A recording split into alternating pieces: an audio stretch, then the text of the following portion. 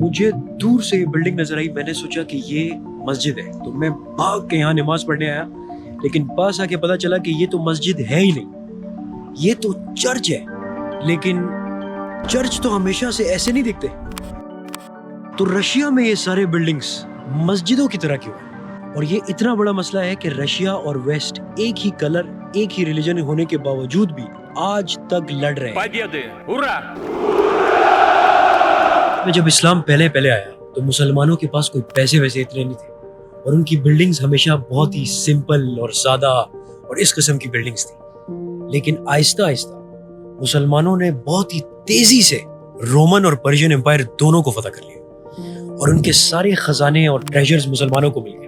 یہ ایسا ہے کہ اگر آج کوئی رشیا اور امریکہ دونوں کو فتح کرے تو صرف 50 سال بعد مسلمانوں کے ایک بہت ہی طاقتور بادشاہ جس کا نام عبد الملک بن مروان تھا, اس نے پہلی دفعہ یروشلم میں یہ بلڈنگ بنائی, ڈوم آف دا راک.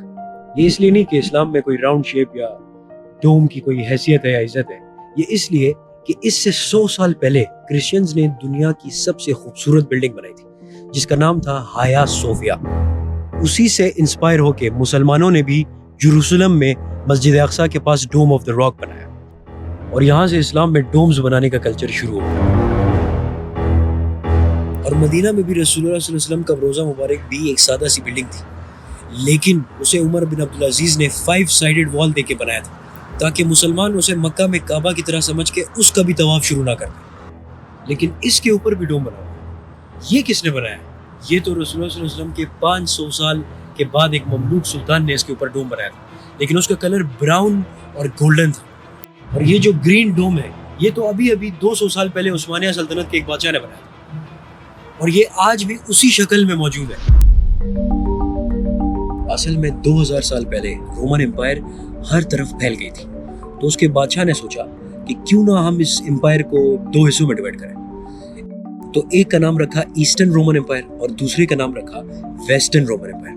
جس طرح ایسٹ اینڈ ویسٹ پاکستان ہے, ایسٹرن رومن امپائر کا کیپٹل استنبول تھا اور ویسٹرن رومن امپائر کا کیپٹل روم تھا. ایسٹرن رومن امپائر ایشیائی کلچر سے بہت انفلوئنس تھے, اور ویسٹرن رومن امپائر یورپین طریقے سے اپنی زندگی گزار رہے تھے. تو آرام سے ان دونوں میں کلچرل ڈیفرنسز بہت تیزی سے بڑھتے گئے, اور آرام سے ان دونوں امپائرز کے درمیان لڑائیاں شروع ہو گئی. ان دونوں امپائرز میں نفرت اس حد تک بڑھی کہ آخر ان کا ریلیجن کرسچینٹی بھی 2 حصوں میں بڑھ گیا, جیسے شیعہ اور سنی. تو ویسٹرن رومن امپائر کیتھولکس بنے جس میں پوپ کی ہر بات کو مانا جاتا ہے اور پوپ سب سے امپورٹنٹ بندہ ہوتا ہے, اور ایسٹرن رومن امپائر آرتھوڈاکس مطلب پرانی کرسچینٹی کو مانتے رہے. پھر بھی یہ دونوں ایک دوسرے کو بھائی مانتے تھے. لیکن آج سے 1000 سال پہلے روم کے پوپ نے استنبول ایک خط بھیجا اور آرتھوڈاکس کرسچینٹی کے ہیڈ سے کہا کہ گیٹ آؤٹ, آج کے بعد تم جانو تمہارا ریلیجن اور ہم جانے ہمارا ریلیجن.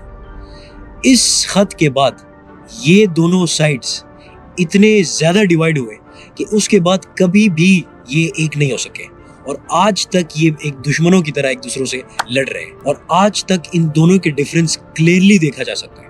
ویسٹ کا چرچ ایسا ہوتا ہے اور ایسٹ کا چرچ ہمیشہ مسجدوں کی طرح ہوتا ہے, اور پوپ ہمیشہ کلین شیو ہوتا ہے, جبکہ آرتھوڈاکس کرسچینٹی کے بڑے ہمیشہ سے مسلمانوں کی طرح ہوتے ہیں. لیکن یہ سب تو ترکی اور استنبول کی سٹوری ہے. اس میں رشیا کا کیا تعلق ہے؟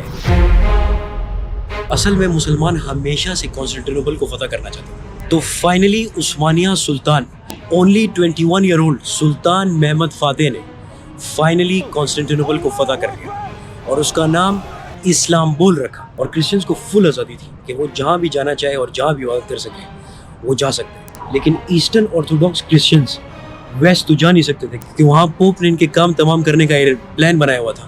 تو ان کے پاس صرف ایک آپشن رہ گیا تھا, وہ تھا نارتھ رشیا. اور یہ سارے لوگ وہاں سے رشیا کی طرف آ گئے, اور ماسکو آرتھوڈاکس کرسچنز کا کیپٹل بن گیا. اور آج بھی امریکہ اور رشیا کے درمیان وہی لڑائی جاری ہے, حالانکہ ان کا کلر ریلیجن سب سیم ہے. سو کوئنسیڈنس اور مے بی ناٹ.